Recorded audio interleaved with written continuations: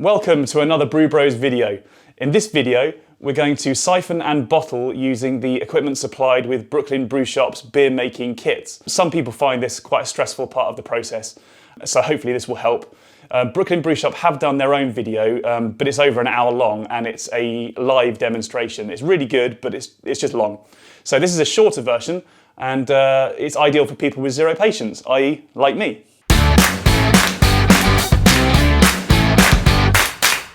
So let's dive in and have a look at the equipment involved.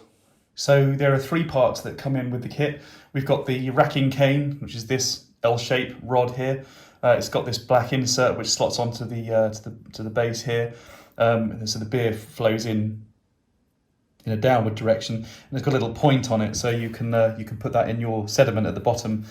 Obviously not too far in the sediment, otherwise you get sediment in there, which we don't want. And then you've got your tube, as so, and then we've got a clamp here. The clamp isn't great, so just get used to closing it and opening it again, because it pops out quite easily and it's also pretty stiff as well. So just get used to working with that. And then the length that you want to have there is the depth of your bottle. So there's three parts to this process. One is that we create the priming sugar, which in this case is done with honey. That's what they recommend. So we're using that, the sugar in the honey, to reactivate the yeast and get that partying again. And then we're going to transfer from the fermenter to the pot, and I use the same pot that I brewed in, just a metal pot. And then we're going to transfer from that pot to bottles. So before we get on with the action, a word on sanitizing. Just make sure you sanitize everything that comes into contact with the beer, whether that be pot, bottles, tubing, your fingers or hands. Just sanitize everything. That's a really important part of this phase. So it's just regular clear runny honey, 3 even tablespoons into half a cup of water, cold water this is, on the stove, just to mix it. Just add our honey and water mix to the bottling bucket. Okay, so with the clamp open, we're putting this in the tubing into the water here, which is a mix of water and sanitizer. The racking cane we can keep out of the water. And what we want to do is fill that tube with sanitizer up to there, which is the top where the bend of the racking cane is. So once the tube is filled with the sanitizer, you then just clamp it. Clamp it and let the sanitizer in that part of the tubing leak out, and then you move it over to your fermenter and pot. Just be gentle with the fermenter. We don't want to kick up any of that crud that's at the bottom. Just remove the airlock.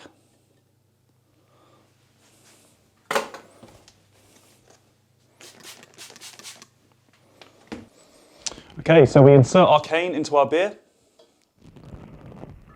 This is where it would be helpful with 2 people. What we're going to do, basically this is using gravity and suction, our 2 amigos.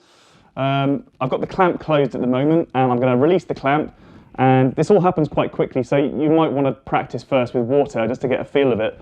So what I'm going to do, I'm going to release the clamp, and then gravity is going to force the sanitizer out of the tube into the bowl I've got here. As soon as it starts running as beer, I'm going to transfer it over to our pot here.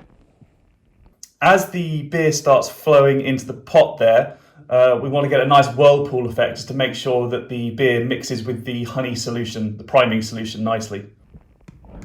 So we're opening that now.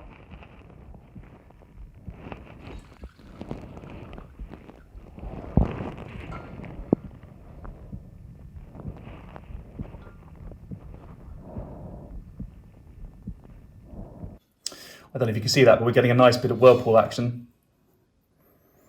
And we also want to make sure that the end of the tube in the beer is submerged into the beer, because otherwise you introduce a bit too much oxygen, and we don't want oxygen getting in there. Okay, so we're now going to repeat the process, but now we're using the pot instead of the fermenter, and we're going to transfer to bottles. Obviously, exactly the same way. Put our racking cane in there. And this part does happen quickly, so you've got to pay attention. Right, so we're going, as you can see, I'm using swing top bottles. I like swing top bottles because they're easy to work with and they let the dogs twitcher as well. So yeah, what you need to do is release the clamp and watch the beer flow.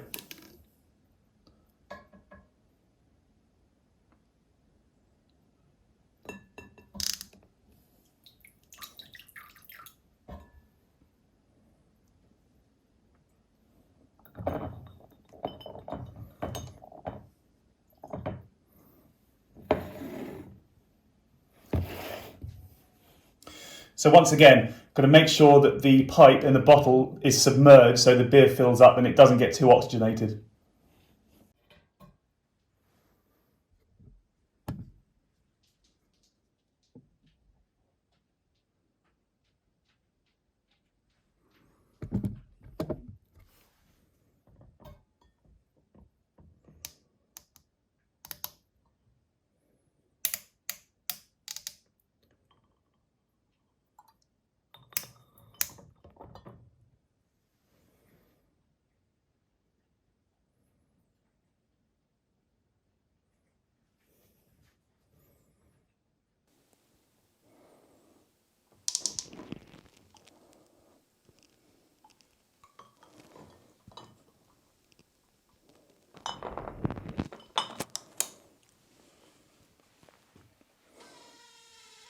And that's it, that's all she wrote.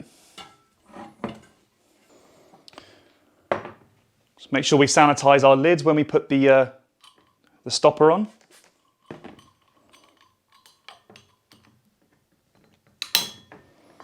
So there we have it, bottled beer. These babies are now going to spend the next 2 weeks in a dark place at 19 degrees centigrade to carbonate, and you carbonate good.